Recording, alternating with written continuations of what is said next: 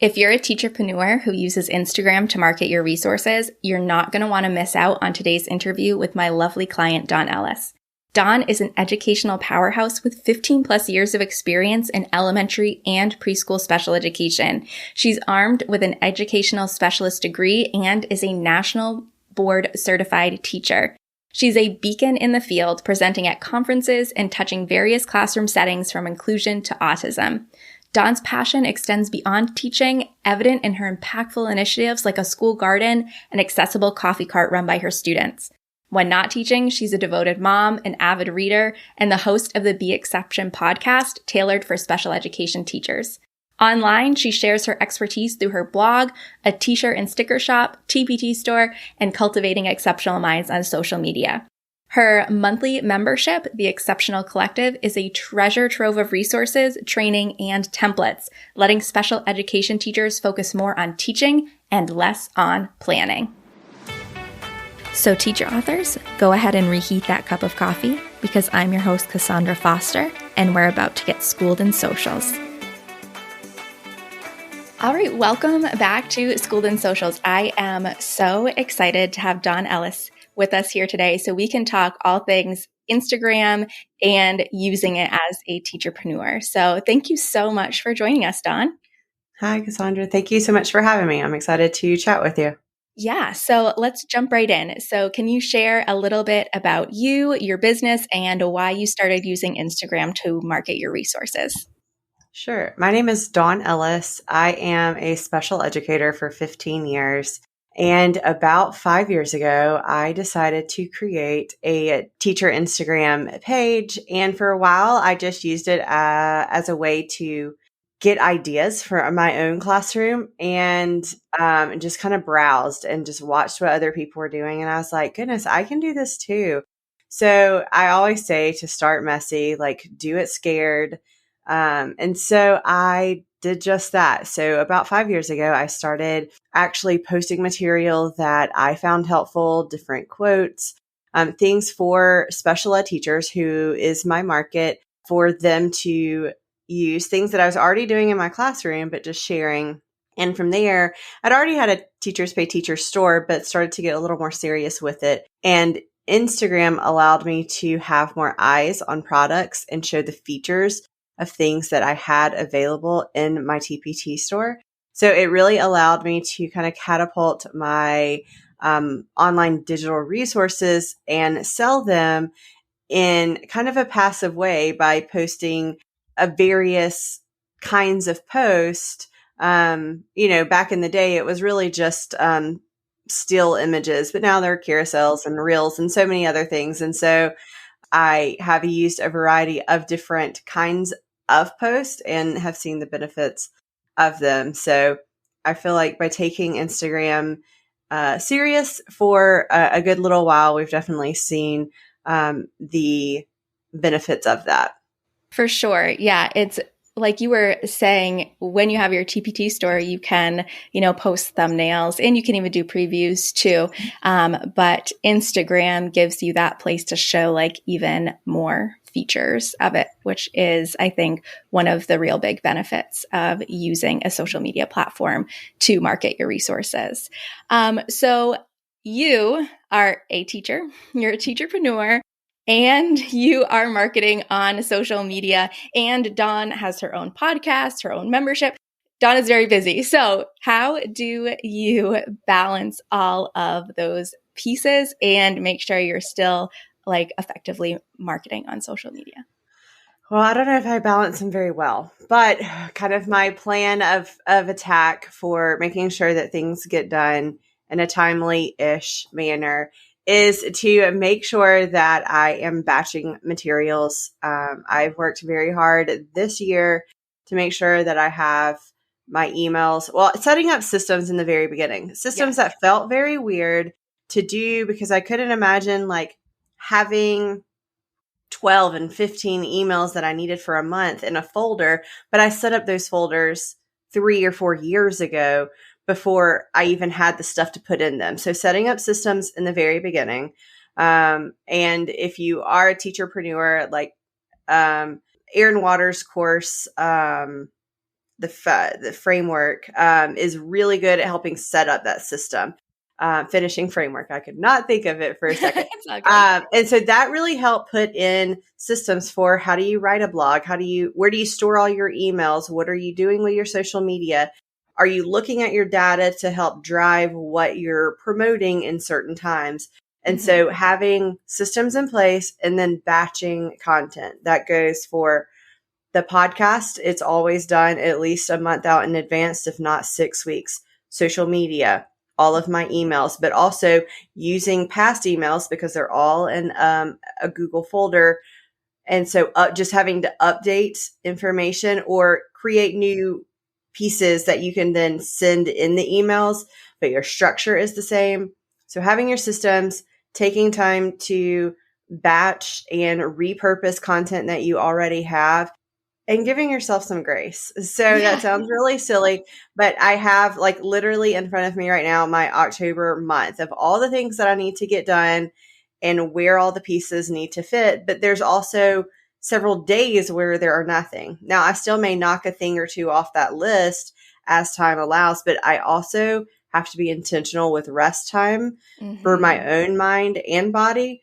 Because still teaching in the classroom, still running my online business and running my podcast and all the things, in order to be creative and do well in all those things, I still have to take time for myself as well. So being strategic in those 3 areas is definitely how I feel like I've been successful-ish in that area.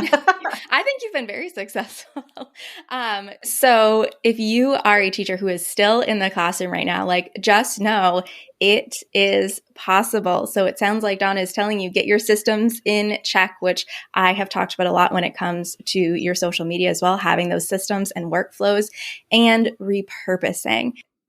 Before I came on to Dawn's team, she was running her Instagram by herself for quite a while and had a very large following. So like, kudos to you. You are working those systems and doing that repurposing. So for those of you listening who are still in the classroom, DIYing your social media marketing, it definitely can be done. You can do it. And I love, Dawn, that you talked about that intentional rest time too, because we want these things to be sustainable. Like we don't want you to like go hard on your social media marketing for a few weeks and then realize you can't keep up with it and burn out and then not post again for a month. So like making sure that you have that white space in your schedule is a really great tip. So what is your favorite thing about using Instagram to market your business? I think that one of my favorite things with Instagram is that you can make it what you need it to be. It can either be beautiful and curated on your feed, or you can just do an in-the-moment story and talk real time of where you are, what you're doing, and show it in action in that moment. Or you can do a little bit of both and have a carousel or have other pieces that you can piece together with a little bit of both so that you're hitting people who want that Pinterest perfect, because people are looking for that. But then people also want raw and what's actually happening in the classroom, what it really looks like, how long it really takes to prep that material, what the actual benefits are. And so Instagram allows you to provide all of those things, and you're able to relate and connect with your followers in a way that is manageable for you. Like if you need to set up an autoresponder to help just connect with them initially, but then continue the conversation, you definitely can. So there are ways to use it to benefit yourself, but also to show the features of your product in ways that relate to teachers who are searching for it. That's why I love Instagram, is there's so many ways to showcase your materials, whether it's that static photo, whether it's a carousel, whether it's a reel, whether it's you hopping in to stories. And by using all of those features, we can make sure that we kind of like catch the bulk of your ideal audience, because different people are drawn to different things. Like you said, some want that like Pinterest perfect, like photo of that resource. That's what's going to draw them in. And some people want that like nitty gritty in my stories. Here, I'm using it in my classroom. This is exactly what it looks like. So I definitely agree with you there. All of the Instagram features are my favorite as well. There's no doubt if you've been around for a hot minute, you know the importance of analyzing your social media data to help you reach your big business goals. But if the thought of diving into that data on your own has been holding you back from the content clarity that it can bring, I've got your back. With my quarterly data analysis service, I'm here to be your data bestie right alongside of you, diving into your analytics and outlining a content plan so that you can take effective action. This way, you get all the benefits of having your eyes on your data to help make goals for the new year without having to take a course or wade through the numbers by yourself. It's time to tap into the magic of your social media data, and you don't even have to add anything to your plate to do it. Just hop on the waitlist right now in the show notes. I know your future self will thank you.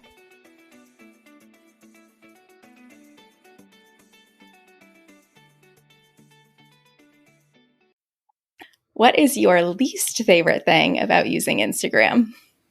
I think that, okay, so I also have a TikTok, and I know we're not necessarily talking about TikTok today, but I will say one thing that I like about TikTok a little bit better than Instagram is that it is a little less curated. It is a little like you can just turn on your camera, talk to it. There's not a tons of transitions you have to do, a lot of like current music you have to do. You can talk for 10 minutes and it doesn't cut you off.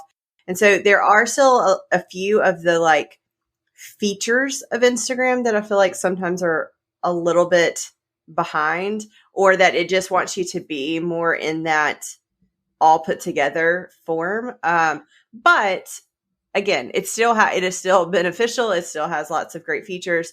So I will just say, like, I do like the aspect of just like on the go of TikTok. Whereas I feel like you have to take a little time to add pieces that Instagram wants in order for it to be successful. Cause like I could do the same thing on TikTok and Instagram and not add all the fluff to it. And it's going to do way better on TikTok than it ever will on Instagram. But if you have the cute music and you have the different like transitions, you're going to get more views. So like you just have to think, you have to shift your mindset a little bit for who your audience is that you're working for at that moment. Yeah, definitely. So even though TikTok and Instagram both have that like short form video feature, like usually what you create for one isn't necessarily going to work great on the other platform. It can for sure. But I know like that's what we've been seeing is that they're different in little ways. And so that changes like how successful a video is on one versus the other. And I think, I know we love all the Instagram features, but I think they're kind of a double-edged sword, right? Too, because there is like so much that you can do. And so that can kind of feel overwhelming. And it's nice sometimes to just turn on your camera and talk to the camera and get some content out into the world. So yes, I can definitely see that. What benefits have you seen from marketing on Instagram specifically? I think there have been several, but I think just a couple of them would be just increase of sales on TPT because you have more eyes. You're selling directly to a specific product. You can link it directly into your bio. You can send it in DMs if they comment on the post. They can reach out for more questions, but also gaining more email subscribers to funnel into your world and let them know who you are without selling just directly into one kind of product that you're selling that day. This is more of a way to nurture them, to get to know you, different features, and then, selling products along the way as well. I think that we've seen growth in both of those areas and just the reach, like seeing more teachers be exposed to things that I offer. Even though Instagram is a place where people come to just get like information from you, it definitely can be a great community builder because like Dawn was saying, you can get people on your email list, which allows you to nurture them. So it's not like a one and done necessarily purchase just because you posted about one resource. You can get them on your email list, you can nurture them. And then, if they like that first if they liked that first resource that they purchased, then down the road, like they're still front of mind on your email list and they can go to again and purchase from you again. And I think one of the things that I love seeing is I help Dawn out with some community management. So sometimes I go in and I'm answering those people who have asked for links. And I love when I go in and I like recognize a person who's like asking for another link, or like you can tell that they've like binged your content and they like really want access to those resources because there'll be like 3 resources like in a row that they've commented on. And I just love seeing that because that tells me that we've brought a new person into your community. And I think that is so beneficial for sure. Okay, so last question I have for you, Dawn. What are some tips? You've already shared some that are amazing, but if you have any more, what are some tips for teachers for marketing their resources on social media? What could you tell them? So I think a lot of times with marketing, it just seems overwhelming. Like I don't know where to start because you have to have the picture, you have to have the caption, you have to have the hashtags. And like I said earlier, do it messy, probably do it wrong, but still just get started. I think when you break it down, having your image, whatever it may be, it can be beautiful and curated. It can be, a quick shot, probably brighten it up a little bit, but making sure in your caption that you have a hook and that you tell a little bit about whatever it is that you're posting about, and then a call to action. What do you want them to do when they see this picture? Sure, you can add a few hashtags. Yeah, it helps. But those would be things like doing it messy. And same thing with reels, like just hit record. If your mouth isn't synced exactly to the sound, or if you feel like you look silly doing it, post it anyways, because the third one gets a little bit better than the first one. And then the 10th one, you're a little more confident. And so you learn as you go, do it messy, and it gets better. And, you can figure out how you can tweak your wording and how you can do some research on for your hashtags and keep them in a note on your phone so that you have quick access to them when you are posting. But also as you grow and you learn the system and you start planning maybe more of like a week out or a couple weeks out or a month out, using systems like Airtable or Google Sheets to keep all your info in so that you can reflect back on it a month from now or the following year in the same month. And using a scheduler is definitely helpful for various platforms. It allows you to kind of, again, batch your work and get things knocked out to where you're not having to worry about it all month long. I know I use a scheduler for Instagram and Facebook, but also inside of Facebook groups as well. So scheduling out for the whole month, different things that I've got to get posted so that I'm not scrambling on the weekend. Oh, did I do that? I'm not really sure. So those would be my tips for just using social media. And even if you're not sure of all the features, just start and learn them as you go. Yeah, no one is going to start out with the perfect social media strategy. And that is because your strategy should be based heavily on what your audience is interested in. So you have to put content out into the world to figure out what they like versus what they don't like so that you can create more of what they do like. So don't think you have to have everything perfect from the get-go, because it definitely won't be that way. You will have to make tweaks. You will have to look at data. It's definitely a journey. It's not something that you just sit down and say, this is what I'm going to do for social media, and you do it for the whole year. You have to check in and see what people are resonating with and give them more of that. And then at some point that might not resonate with them anymore. And so you might need to change it. So doing it messy to start is definitely the way to go, because you just have to get some content out into the world so you know what you need to make in the future for sure. Yeah. Thank you so much, Dawn, for joining us and chatting about being a teacherpreneur and using Instagram to market your resources. Dawn is a wonderful special education teacher, has a lot of resources for those of you if you are also in special education and still in the classroom. So where can we find you to connect with you, Dawn? Sure. So my TPT store and blog are both Cultivating Exceptional Minds. You can find that cultivatingexceptionalminds.com and then over on TPT. I do also have a membership for special educators with monthly resources and professional development.